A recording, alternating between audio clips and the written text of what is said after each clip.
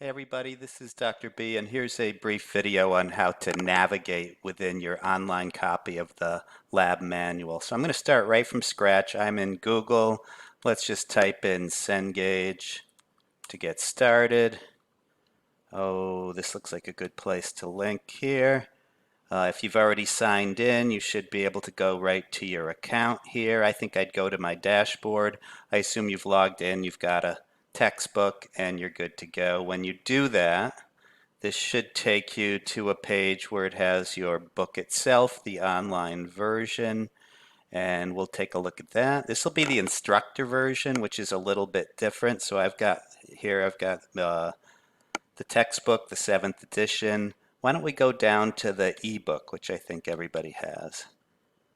Now, in the syllabus, we used to give page numbers, but we found that the online version does not do a very good job with page numbers. I'll show you what I've found, and if any of you have anything that you can add, well then send me or Professor Wrights an email and we'll add that to it.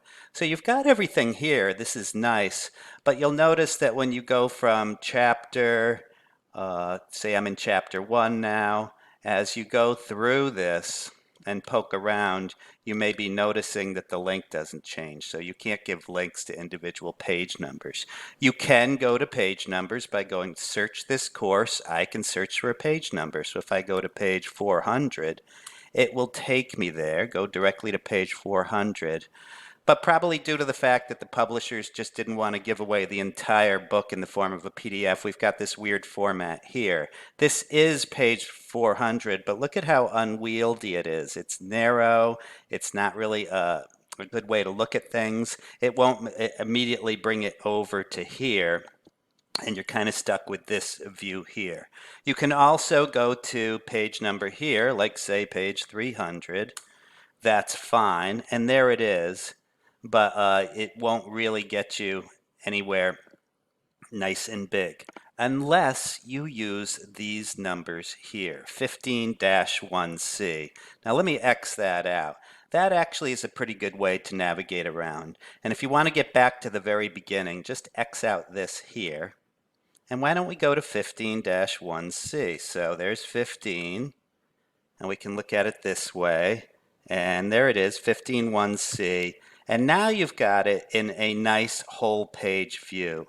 So if you have a page number and you really want to look at it good, find the part of the chapter that it belongs to.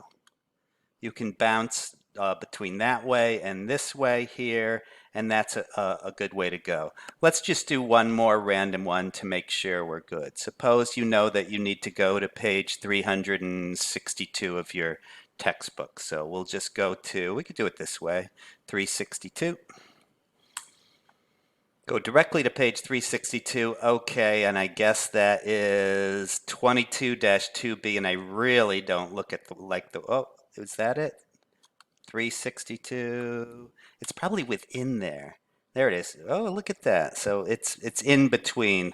I'm sure we'd give you guys links. 22-2B, I guess it would be in, right? See, I see it shows you that it's in there. So the best thing to do at this point would be to X this out, X this out, and just go to 22-2B once you see it.